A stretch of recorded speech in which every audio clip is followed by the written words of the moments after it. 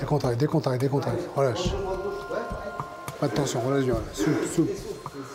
Tu ne laisses pas s'exprimer, tu ne laisses pas déplier ses bras. Tu boxes à distance, c'est toi qui vas prendre les coups. Tu te sens comment, Eduardo? Prêt. Tu te sens comment? Bien? Bien, super. Bon, t'es motivé, t'es prêt, ça devrait le faire. Eduardo n'a que 3 combats à son actif. Alors, avant de monter sur le ring, il doit lutter contre son trac.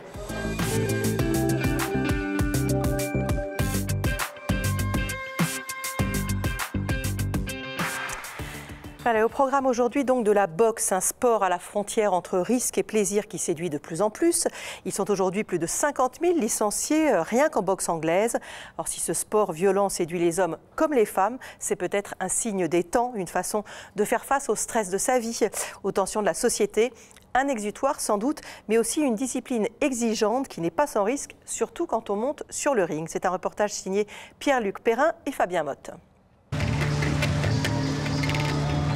Civray, près de Poitiers.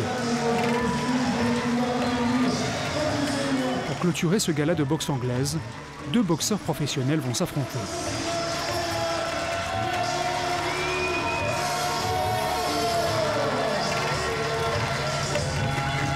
Ce soir, le combat va durer 6 rounds de 3 minutes chacun. Au premier rang, Jean-Claude Buche, ancien boxeur professionnel. C'est ça, travailler à distance. À 53 ans, sa carrière est derrière lui, mais la passion est toujours là, l'œil expert aussi. Le Hongrois va faire tout pour approcher des vies pour pouvoir le boxer, soit en corps à corps, soit en haut. Par contre, là, on risque des blessures, parce que le Hongrois va essayer de tenter le tout pour le tout, de rentrer avec sa tête en avant. Ça peut être dangereux. Mais on a encore les sensations. Moi, quand je suis au bord d'un ring, je vibre aussi autant que si j'étais sur un ring. Mais bon, c'était avant. Comme dans tout combat de boxe, les coups pleuvent. Ces sportifs sont des professionnels surentraînés, capables d'encaisser de terribles chocs pendant des dizaines de rounds.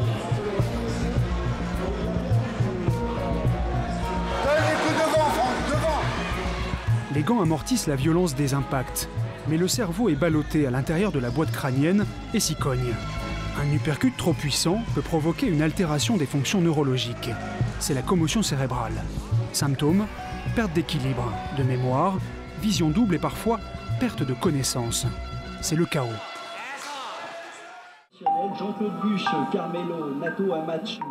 Jean-Claude, des chaos il en a connu, avec ses 110 combats amateurs et 27 combats pro.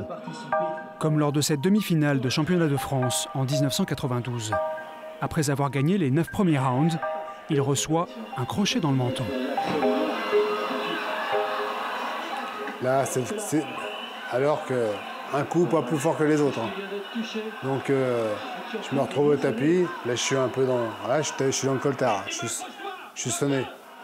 Le menton, c'est l'endroit le plus vulnérable du visage. L'impact coupe les connexions avec le cerveau pendant quelques secondes. Quand on reçoit le coup, donc, on se contracte un petit peu le visage et ça fait pas du bien. L'arbitre compte. À 8, Jean-Claude aura perdu le match, mais il est sauvé par le gong. Pour remporter la victoire, il repart au combat. Je débute là, je suis un peu encore dans le coltard. Voilà. Et ça va revenir d'un seul coup. Ah, c'est parti. Malgré la douleur et la fatigue, Jean-Claude tient bon, jusqu'au bout. Oh. Je le sens encore. Là. Jean-Claude gagne ce match, mais échouera en finale. Ce sera le plus haut niveau de sa carrière, vice-champion de France. Une carrière débutée à l'âge de 14 ans, avec son père. C'est grâce à lui que j'en suis là, parce que moi je fais partie des gens du voyage. Je me bataillais à l'école parce que pour défendre ma sœur et mes frères. Mon père est venu à l'école pour me calmer. Il m'a dit je vais te calmer, moi, tu vas te battre, je vais te calmer. Il m'a emmené à la salle de boxe de Poitiers. Puis j'ai découvert ce sport qui m'a plu tout de suite. Et le côté je te touche, tu ne me touches pas, respecter les règles, respecter tout ça. Donc je suis rentré vite là-dedans et dès le début. Jean-Claude monte rapidement sur le ring. Il devient champion amateur, rentre chez les professionnels et gagne sa vie en combattant. Les rounds sont longs, exigeants. Un spectacle qui se mérite au risque de blesser son corps. Les arcades, le nez, les coups marquent. Et lors d'un combat en 1996, il tombe à terre.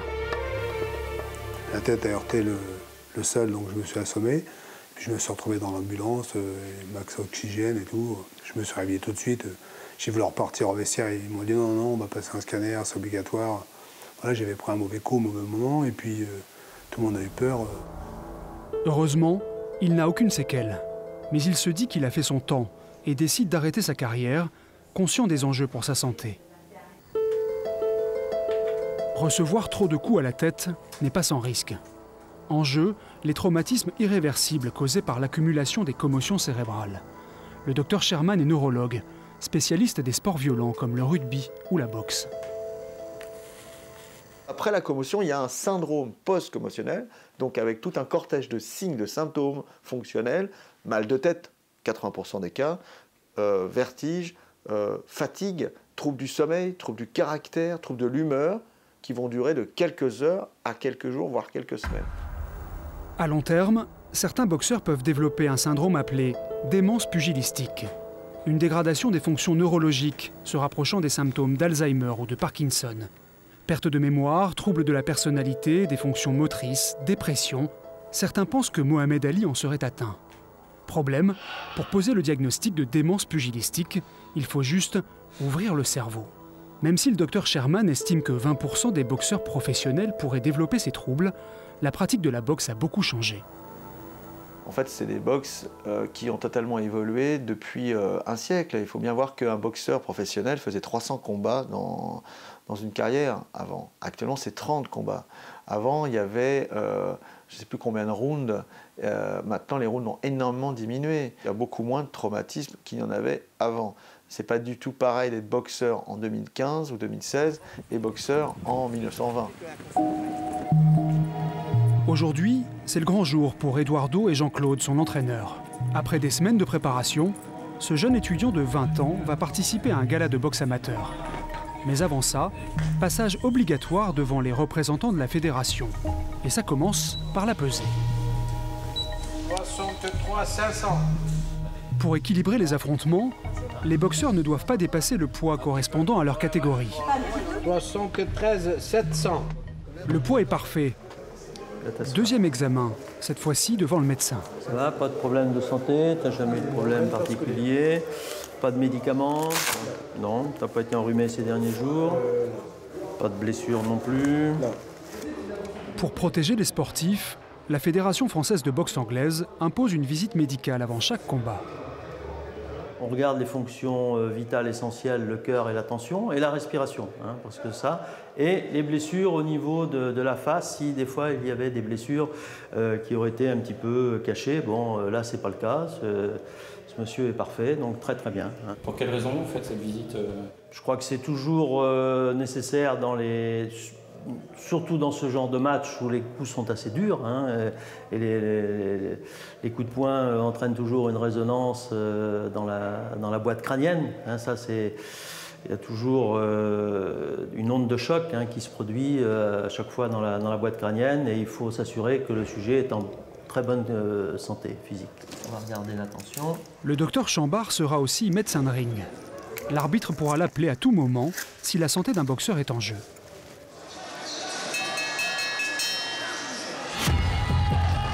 Les matchs commencent sous la surveillance de l'arbitre. C'est le docteur Chansigo qui s'en charge. Que ce soit le médecin, que ce soit l'arbitre, c'est protection. Le leitmotiv, c'est protéger le boxeur.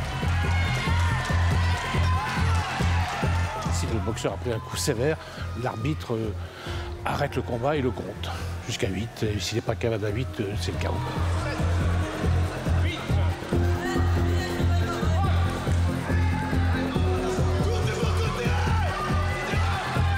Sur un ring, il n'y a pas que le chaos.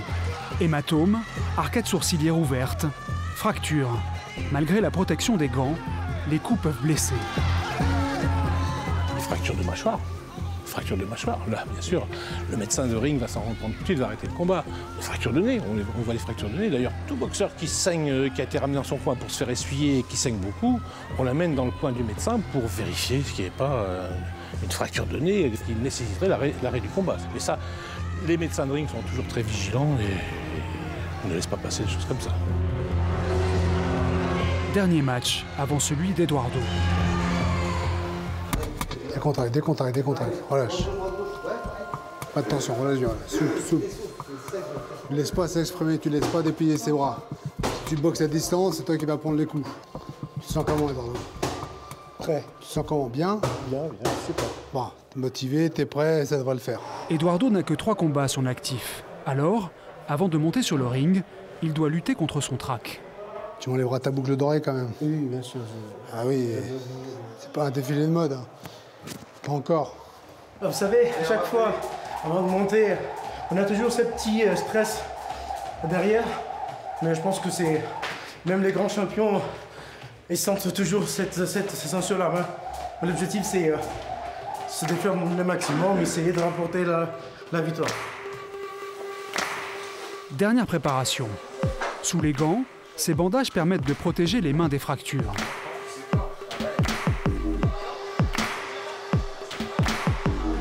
Il est temps de monter sur le ring.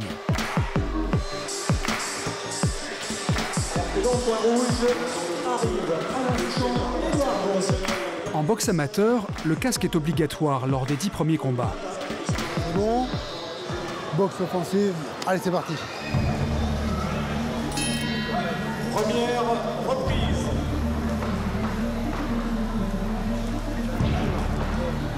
Mets ta droite, Eduardo, mets ta droite.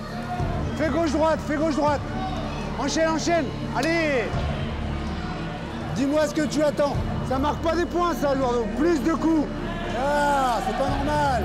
Tout ne se passe pas comme prévu. L'adversaire d'Eduardo est trop grand. Il n'arrive pas à le toucher. Alors, Eduardo, on te dit surtout pas de reculer, tu te mets à 1 mètre de lui. C'est un gaucher, faut partir en droite, gauche derrière. Ta. Boum. Tu vas l'avoir, Eduardo. Il faut pas que tu le lâches. Boxer pour gagner. Boxer pour se dépasser. Pour Eduardo, jouer des points, c'est bien plus qu'un simple sport. C'est un moyen d'expression. Moi, j'avais besoin de parler, d'être soulagé. Par exemple, il y a des jours où je suis pas bien psychologiquement. Le fait de boxer, ça m'apaise. Et ça me permet d'utiliser cette force physique dans le bon sens. La boxe me permet d'exprimer des émotions, d'exprimer des envies, cette violence, enfin, voilà, en me faisant plaisir. Allez, recommence, c'est fini. Encore, double celui-là. 3e et dernier round. Eduardo boxe beaucoup mieux. Son adversaire commence à saigner du nez. Abondamment. Intervention sur demande de l'arbitre du docteur Jean-Bernard Chambard, médecin de ring. Le médecin ne constate pas de fracture. Le match peut reprendre. Non, mais il n'y avait pas de problème particulier. Le saignement de nez, c'est très fréquent. Fin du combat. Fin du dernier round. Reste l'attente du verdict. Déclaré vainqueur au point à illimité des juges. Point rouge, Eduardo Zola Daniel,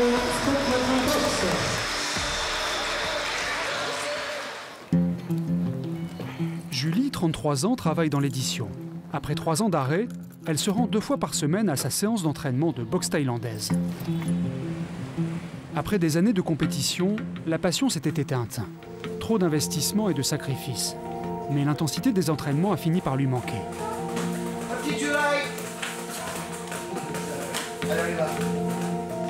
Si aujourd'hui elle vient retrouver son entraîneur, ce n'est plus pour monter sur le ring, mais c'est quand même pour tout donner. Et avec André Zetoun, il faut s'accrocher. Jambes croisées, coude collé au corps, main plat sur le tapis, coude collé au corps. Prêt. Munch, on y va, sors. 1, 2, 3, 4, 5, 6, 7, 8, 9, 10, 1, 2, 3, 4, 5, 6, 7, 8,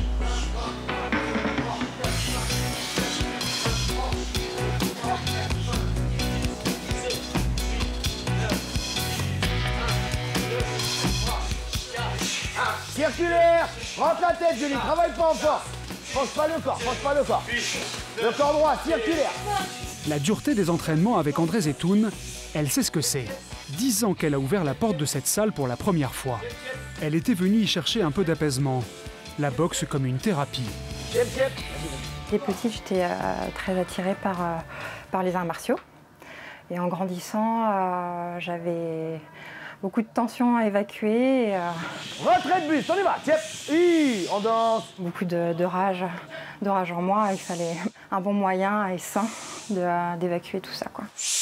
Et au final, toute la nervosité que j'avais s'est transformée en une envie de me dépasser et pour m'apporter un petit peu plus d'estime et de confiance en moi. Attention, j'ai le bâton, hein. Celui qui me fait un blocage sur middle avec ça et ça ouvert, je casse les côtes. Prêt, à gauche. Beaucoup de sportifs comme Julie viennent trouver ici un moyen d'évacuer le stress, la colère, la frustration parfois. Se dépenser, vivre une expérience pas commune, avec un entraîneur pas commun. À l'intérieur, pas dessus. Arnaud, pas dessus de la cuisse, tu vas te blesser. Petit connard de Yaoundé. On va pas se mentir, le Muay Thai c'est dur. On dit je vais jouer au tennis, jouer au foot, jouer au basket. Tu dis pas oh tiens je vais jouer à la boxe. Oh, on va boxer. Boxer ça veut dire tout de suite contact. Tout de suite ça veut dire bagarre entre guillemets. Donc les gens ils viennent chercher une espèce d'exutoire. Tu vois, ils viennent se lâcher, tu vois. Ils viennent transpirer, ils viennent apprendre quelque chose, ils viennent collaborer à quelque chose, partager quelque chose. Mais un peu de rudesse et puis un peu de discipline aussi. Voilà, c'est un mélange de tout ça. Ils ont besoin de ça. Enfin, on a besoin de ça. Pointe des pieds, on plie bien le genou. Médecins, musiciens, étudiants, chômeurs, black, blanc, beurre. Cette salle est toute catégorie. La boxe thaïlandaise, c'est aussi pour beaucoup de ces jeunes femmes un bon moyen de se défendre. Je fais gauche, droite, gauche, elle m'a mis un low kick, je bloque, j'avance, je plante et je me repositionne. S'il y a un ou deux mecs qui vont m'embrouiller, je sais que je suis capable de les étaler. Après plus, ou quelqu'un avec un couteau, non, j'aurais pas cette prétention, quoi. En compétition, c'est vrai que c'est assez impitoyable, hein, la moindre faille, et ça peut devenir potentiellement dangereux. Il y a des coups qui te couchent. C'est sûr qu'on se caresse pas, quoi.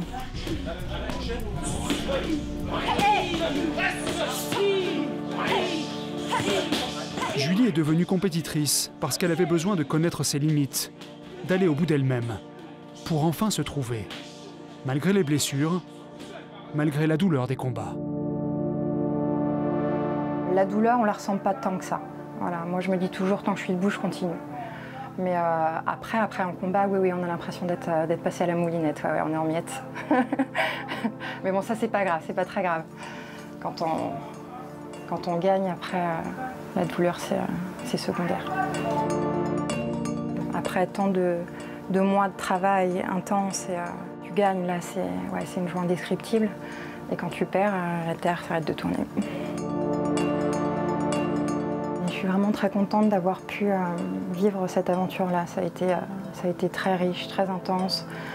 Voilà, j'ai pu voyager, appris beaucoup sur moi et voilà, ça a été une expérience formidable qui restera toujours gravée en moi. Donc voilà, je suis très, très heureuse d'avoir vécu ça.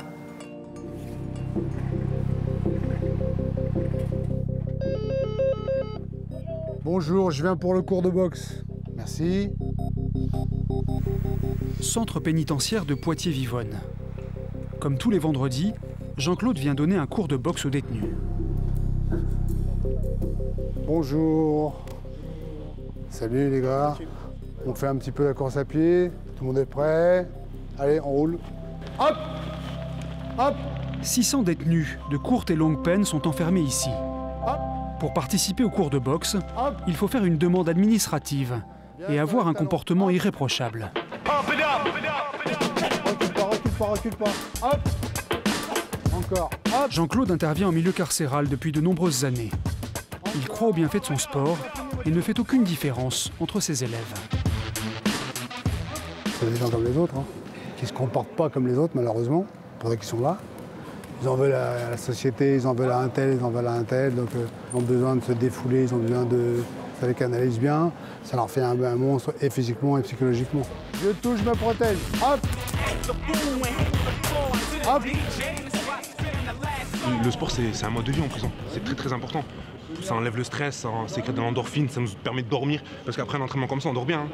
Et donc, franchement, s'il n'y aurait pas le sport, je sais pas qu'est-ce qu'on ferait. C'est quoi qui est dur en fait? l'enfermement, c'est que de côtoyer d'autres personnes qu'on connaît forcément, qu'on ne connaît pas forcément. On est mélangé à plein de personnes. Les tensions, tout ça. D'autres détenus. La boxe, ça lâche les tensions. Voilà, ça lâche les tensions, c'est mon compétiteur. Allez, vas-y.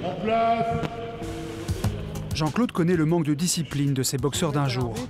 Alors, il utilise la boxe pour transmettre le goût de la rigueur, l'intérêt des règles. On va se lancer dans le petit combat. Je vais mettre un arbitre, je vais mettre des juges autour. Donc, ils vont essayer de compter les points, ils vont se rendre compte que le travail d'arbitre et de juge, c'est pas facile. Le ring, c'est tout ça. L'arbitre, c'est toi. En place, time. Tourne avec eux, tourne avec eux. Top, pop, pop, l'arbitre. Est-ce que tu as vu que c'est interdit, ça? Non. Tu as le droit de faire ça. Quand tu as les mains devant, pas quand tu as la tête comme ça. Il perd un point. 10 secondes, 10 secondes. Time. Juge, t'as vu combien, toi? Qui est-ce qui a gagné? Bleu pour toi. Les gars, faut bien vous compter, hein. C'est dur, là. C'est dur. J'ai plus de jus, je suis un fumeur. Time. Là, tu l'as fait à crochet gauche. Finis en crochet gauche. Respecter les règles et d'abord l'adversaire. Repousser ses limites physiques. Ça peut paraître peu de choses, mais en milieu carcéral, c'est un peu d'humanité et de confiance en l'autre qui renaît. Time. Eh bien, les gars, vous avez été au bout, c'est bien. Attendez, on n'a pas donné la décision encore. Par décision unanime, match nul. Bravo les gars. Dans une semaine, grâce à leur entraîneur, ces prisonniers pourront s'évader, à nouveau. Ils sont un peu impatients, puis moi avec, parce que bon, quand il y a un groupe qui est chaud comme ça, moi je suis dans mon élément, donc j'oublie qu'on est en prison. Bon les gars, la santé c'est là-bas, hein, sur le terrain.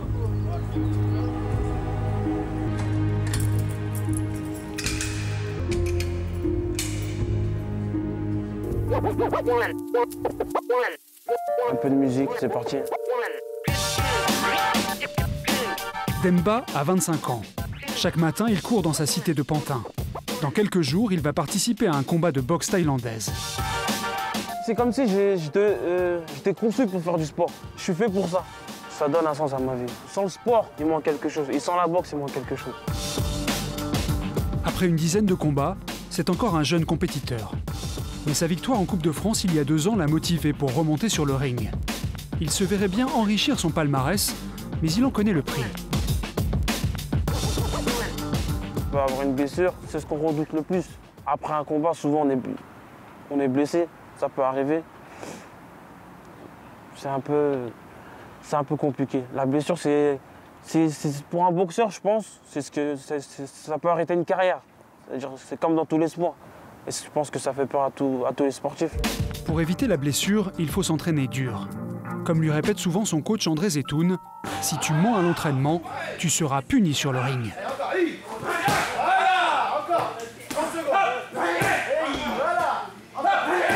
Malgré ses qualités physiques, Demba est d'un caractère plutôt pacifique. Pour augmenter ses chances de remporter la victoire, son entraîneur le pousse à devenir plus agressif. Avance sur chef, avance, avance. C'est ce qui me manque un peu, justement, cette agressivité-là. Parce que moi, je suis quelqu'un de gentil à la base. Mais c'est ce qui me manque aussi, peut-être. Et je travaille sur ça. Voilà. Encore. Hop, oui. Hop, hop, hop. Attention l'arbitre. Respire. Ouais, c'est bien ça. Le fait de se livrer, comme ça, d'être à nu face à un compétiteur, c'est difficile. Il faut énormément de courage pour monter sur un ring. C'est profond parce que c'est pas naturel d'aller se battre.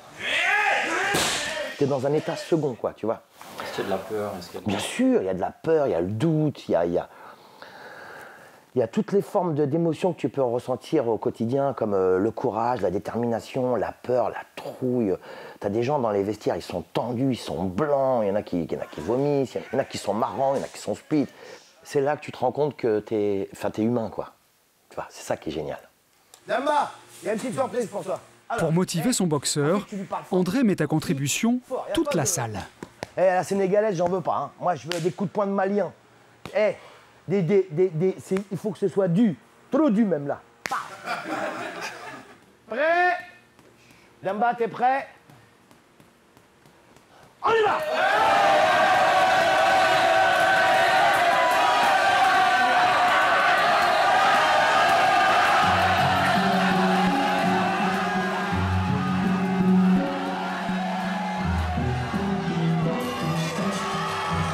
Aubervilliers, un gala de boxe thaïlandaise. Comme chaque week-end, dans toute la France, des dizaines de boxeurs et boxeuses s'affrontent pour le plus grand plaisir des spectateurs. André Zetoun est venu aujourd'hui avec Salem. C'est la première fois que son jeune boxeur monte sur le ring. Mais avant chaque combat, l'adrénaline est là. Et toujours, la peur de la blessure. Oh, j'ai toujours les mêmes sensations dans le cœur. Hein. Tu vois, là, je sens que ça commence à monter parce que c'est juste lui derrière. Là. Juste là, après. Voilà, voilà.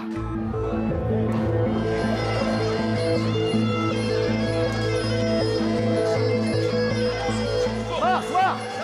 En bas. Attrape. Ouais. Voilà, c'est ça. Plus fort. Rentre le menton. Ouais. Tout de suite. Oui. Respire. Premier combat, première victoire, mais aussi premier choc. Malgré les protections, Salem sort du ring avec une grosse douleur au tibia. Mais pas question de se plaindre devant le coach. C'était un combat équilibré. Salem, il a gagné, il a été plus technique. Mais je suis très content. Personne ne s'est blessé. T'es blessé? Ouais, non. Non, mais je veux dire, Non, rien. Voilà, t'es content. Voilà, tu vois, c'est vraiment, je suis très content. En plus, tu vois, le travail, ça porte ses fruits tout le temps. C'est important qu'ils ne se blessent pas, les boxeurs. Je suis super content quand ils ne sont pas blessés. Parce qu'après la boxe, il y a la vraie vie. Tu sais, t'as le travail, il faut que tu te lèves le matin, c'est la vraie vie. Tu vois, ça fait plaisir, franchement. Ah, ça fait du bien, Hichem. Voilà, c'est la fin de ce document. Demain, dans In Vivo, nous prendrons la direction de l'étang de Berre, près de Marseille, où plus d'une centaine d'usines de pétrochimie, de sidérurgie et d'acierie sont implantées. Conséquence de cette pollution, les habitants y sont plus malades qu'ailleurs en France. Rencontre avec des habitants, des médecins et des politiques pour mieux comprendre. D'ici là, passez une très bonne après-midi et on se retrouve demain. Au revoir.